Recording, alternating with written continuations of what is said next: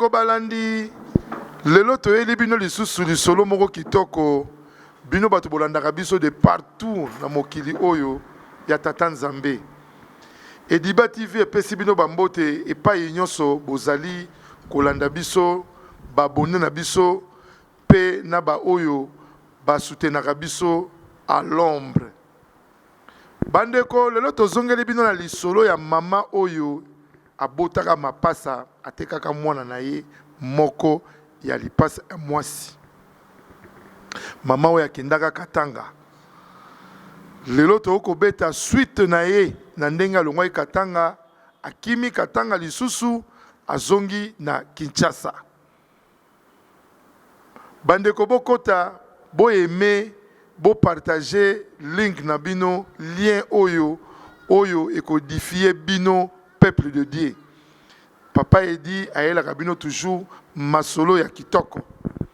Lelo toyeli bino lisolo oyo po tu babenga ki mingi papa edi okosilisa masolo okokata te. Ngana bi bon pana biso na Ediba TV ezaka likambo atan Dino Media oyo mede yebie malamu soki ngonge koki tokataka wana.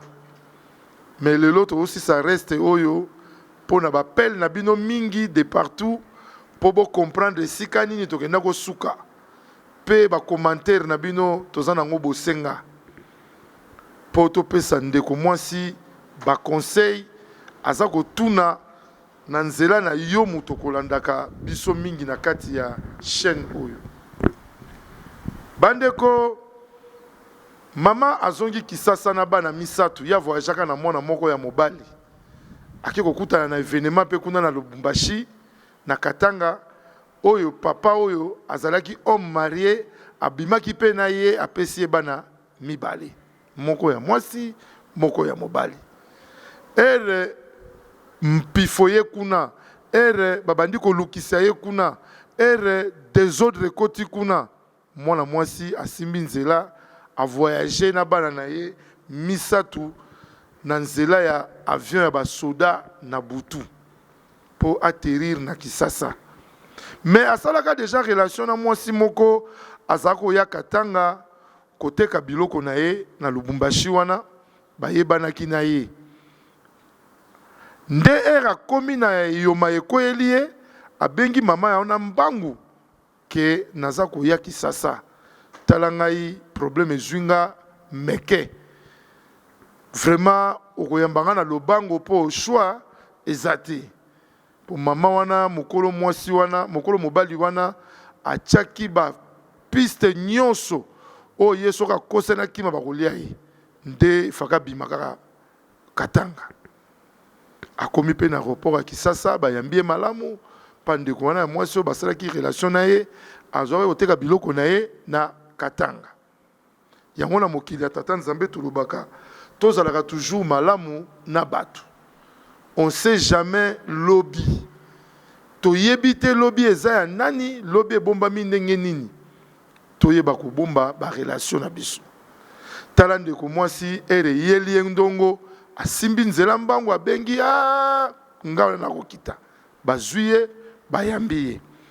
Yakanisi makambo ya za kokima butu moi koto ekweli meke famille boyakie famille boakie balokotie pa mutu asombiye mwana akimisi ake Katanga komi Katanga ko isusu di problème bo ezongise susu Kisasa akanisi makambo esili nzoka nde akotambula kaka na ba problème yango tolobaka ke batu bakende koyekola te me bayeba bonzambe makasi na kati na bango ete ba pasteur ba prophète tozana bango forme tout na mboka na biso Congo toki melaka pa na bango nde place ba solution ezwamaka.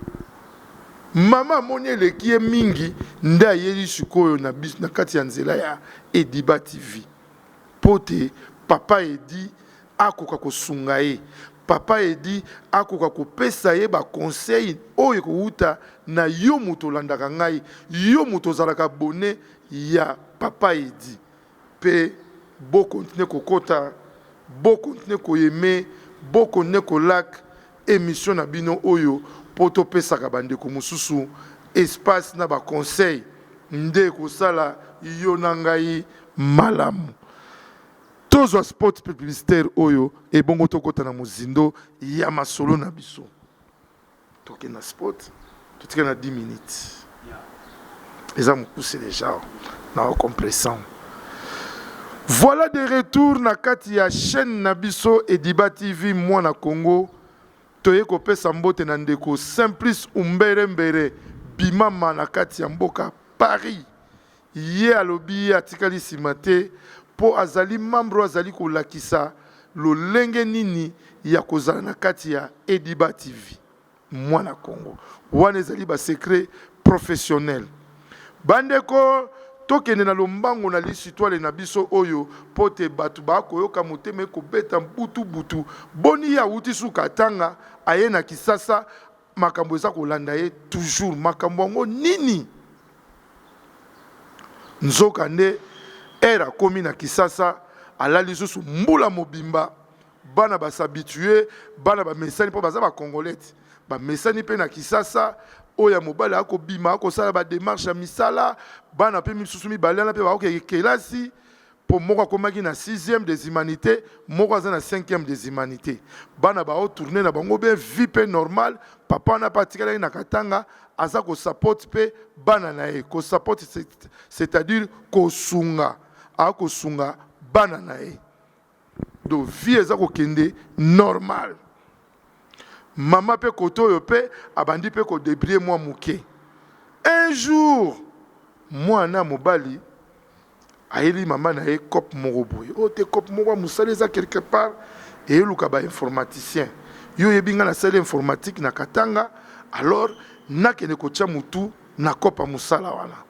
Moi na mobali asimbi nzela akepe ko tia mutu na cop oyo ya informatique oyo akutanaki na ngona nzela ya moninga moko na Kisasa akiache mutu bandimiye na moi agence wana akusala ako vivre pe kitoko tellement que ce garçon était très beau comme sa mère nous disait azako yebisa biso ndenga yebisa ki biso moi naki mobali kitoko en tout cas bana basi mususu bakoka ko supporter te so ba moni ndeko kolanda ngai ça fait mal.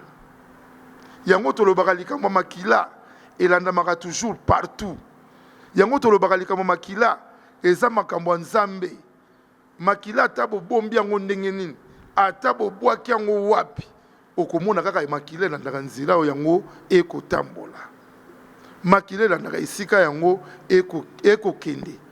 Mwana oyo ya mwasi akomaki cadre na kati agence wana. Donc c'est-à-dire que agence wana ezali ya tata na bango, les boss wana na mama wana o basombaka ye. Nde bachai akomaki mokonzi na kati ya agence wana. Nde ko kolanda ngai. Elombe mobali ayepe koluka mosala. Muta yambaka ye chef du personnel apesa ye mosala asali pe moi liboso. Deuxième mois, aye okuta na siko na mukolo agence, c'est-à-dire mukonzi wana nde mwana oya mwasi wana nda komaki chef wana. Yende chef d'agence petoloba.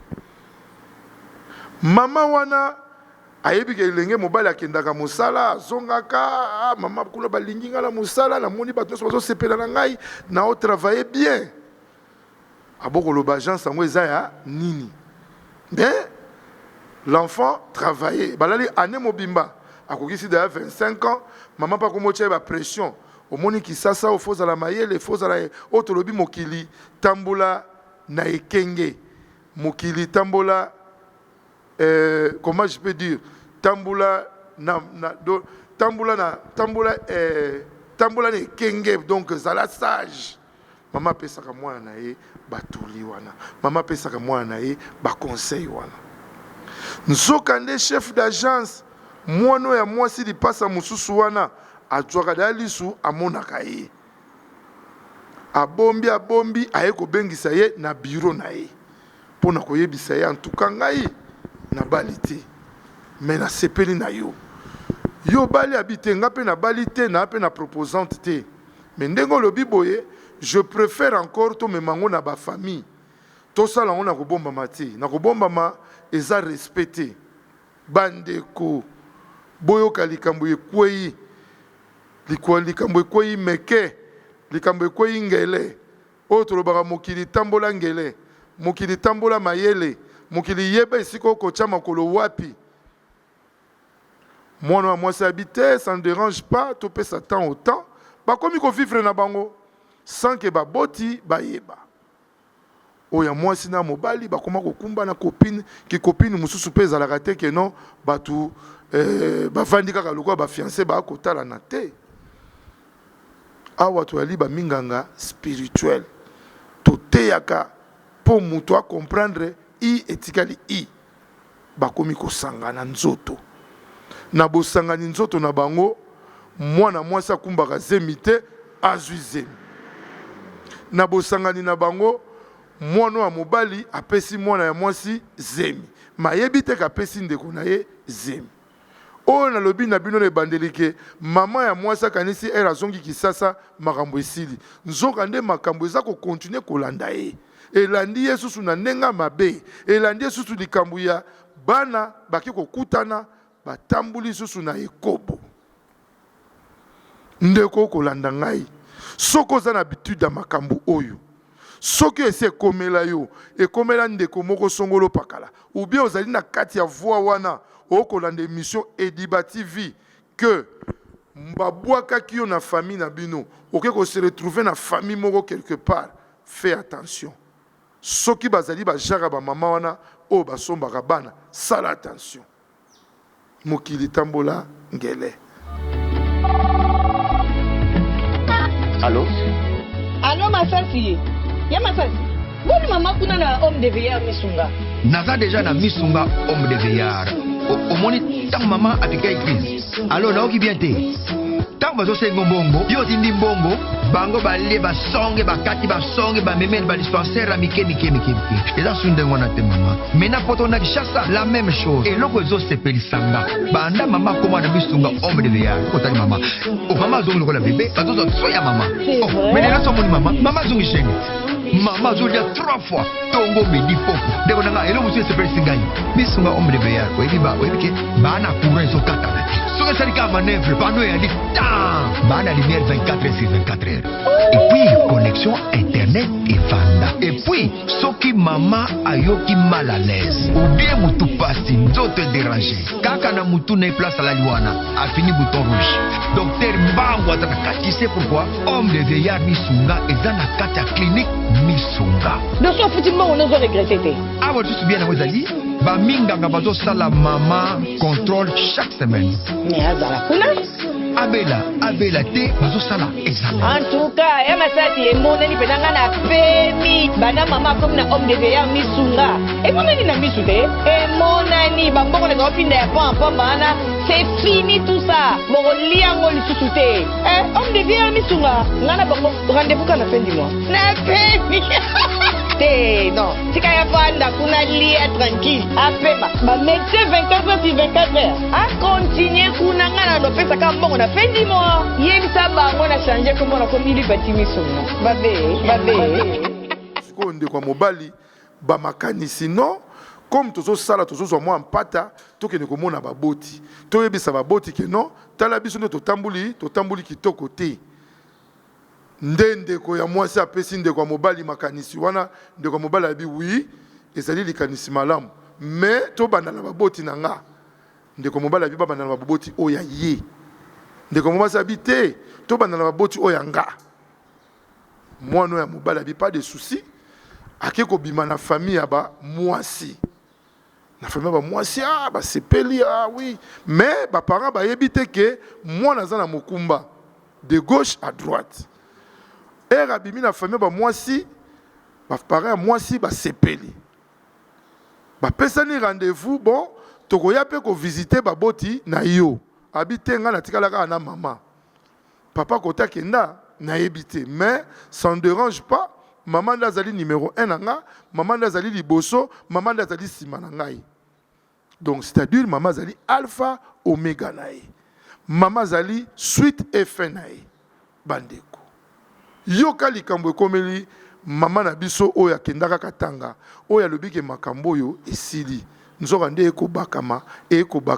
ekobakama lolenge nyonso ndeko kolanda ngai allez-y comprendre esika tokomi oyo famille ya mwasi basali rendez-vous bakende kokutana na mama oyo akoma mama mapasa oyo atekaka ya ye mwana moko po tolobi leyo toosisa lisolo tina suka bongo tozela babiyano na bino na bacommentaire e bongo tozela basuite na bino na bacommentaire po boyebisa biso nini oyo tokoyanola mama wana nini o mama wana akozela parce que akomi awa mayele sili ye tolobi mayele silaka mutu te esika ya yo esuki ya nzambe bandi comme aye na kati ya Diba TV to trouver les solutions ngai na yo nde ndeko toko trouver mama na biso solution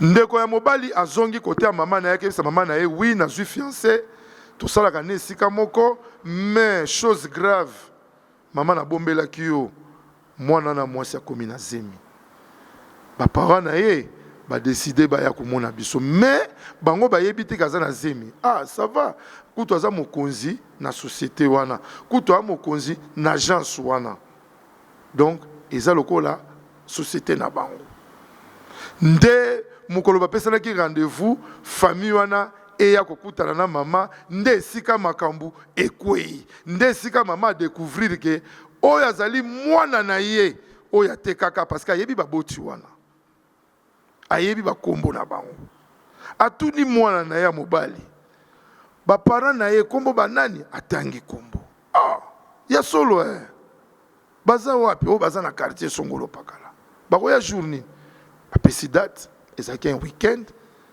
bakoya ko rendre biso visite nde bango pe kuna babongami mukolo yango pe kokaki baye kaka kokota bango bakotaki na kati ya lupangu wana misu ya mama wana oyo azalaka la patrona ya mama oyo akomaki mama mapasa ya mama ya mwana oyo babenganaka aye kobota na kati ya ndako la patrona ba mapasa kaka bakutani bilongi mama ya bana oyo mama mapasa oyo atekaki mwana moko ya mwasi akipike crise akweya alamuka na hôpital après 2 jours nde makambu oyo aye nango na kati ya Diba TV nde makambu oyo ayeli biso po tokabula lisolo oyo biso na bino tala epai tokomi mama oyo babenganaki ye na ndaku ya baboti na ye